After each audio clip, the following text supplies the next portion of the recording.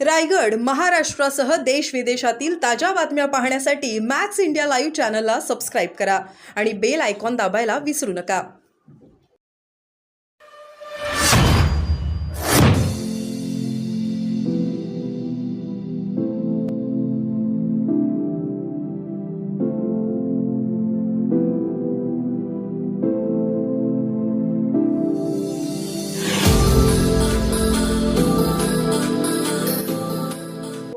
की आता कुठेतरी निवडताना दिसले, कारण नाना पटेल हे स्वतः म्हणतात सुरुवातीला सुप्रिया सुळे होत्या, त्यानंतर रश्मी ठाकरे वगैरे. नाही याचं कारण मुख्यमंत्री माझी लाडकी बहीण योजना आहे.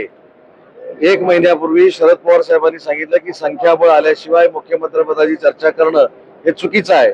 म्हणजे अजून संख्याबळावर ते फर्म नाही. दुसरं त्यांनी सांगितलं की उगाच पक्षाच्या प्रमुखांनी मी मुख्यमंत्री होणार असं करणं योग्य नाही.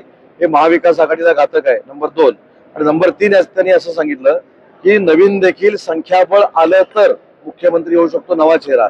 म्हणजे त्यांनी याच्यातनं जयंत पाटील साहेबांना देखील संदेश दिलेला आहे. त्याच्यामुळे पवार साहेबांना राजकीय कारकीर्द जी त्यांची आहे ती अनेक वर्षाची असल्यामुळं समोर काय होणार आहे हे कळत असतं. त्यांनी इनडायरेक्टली ऑलरेडी हे सांगितल्यामुळं अनेक जण जमिनीवर आलेले आहेत. महायुतीमध्ये मुख्यमंत्री ही लाडकी बहीण योजना जी आहे लोकांना फुकट नको आहे, ही स्वार्थासाठी बनवलेली योजना आहे. प्रत्येक पक्षाच्या प्रमुखांना त्या पक्षातला मतं मिळण्यासाठी काय बोलावा त्यांचा लोकशाहीतला एक अधिकार आहे. आणि म्हणून ते काय बोलले त्याच्यावर मी अजून काय बोलून मला त्याच्यातनं काही वाद निर्माण करायचा नाही. परंतु मी आज ग्रामीण भागामध्ये फिरतो. आमचे आमदार साहेब देखील ग्रामीण भागामध्ये फिरतात. शेठ इथे आहेत, त्यांनी तर ग्रामीण भागाचं अनेक वर्ष नेतृत्व केलेलं आहे. हेच तुम्हाला सांगू शकतील की ग्रामीण भागातल्या महिलेला 1500 रुपये हे 15 लाखाप्रमाणे आहेत. महाविकास अनेक वेळा हे सगळं रोखण्याचा प्रयत्न केला गेला. सिनेटची विद्यार्थ्यांची निवडणूक जिंकली म्हणजे विधानसभा जिंकली असं कोणाला जर वाटत असेल तर तो काय भ्रम आहे.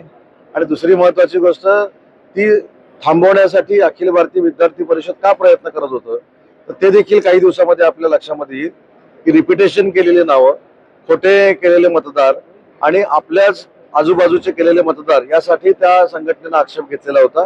ठीक आहे, न्यायालयाच्या निकालाच्या विरोधात ते जसं बोलतात तसं आम्ही बोलणार नाही. थोडी न्यायालयाच्या निकालाचा आदर आहे, पण ती आधी आम्ही पत्रकारांसमोर सादर करू. काय विभा पाटील विमानतळ होणार आहे त्या अनुषंगाने रोजगारासंदर्भात नाही, विमानतळाच्या बाबतीमध्ये आपोआपच रोजगार निर्माण होईल आणि इथल्या स्थानिकांना रोजगार मिळेल. आता मला असं वाटतं की आज मी त्याचा रिव्ह्यू घेणार होतो, परंतु भूमिपुत्रांना सिडकोनी ऍड काढली आहे आणि ते बघा भूमिपुत्रांसाठी आणि स्थानिकांसाठी ऍड काढलेली आहे. याचा अर्थ दिबा पाटील आंतरराष्ट्रीय विमानतळ जे होतंय त्याचा जास्तीत जास्त उपयोग स्थानिकांना आणि प्रकल्पग्रस्तांनाच होईल.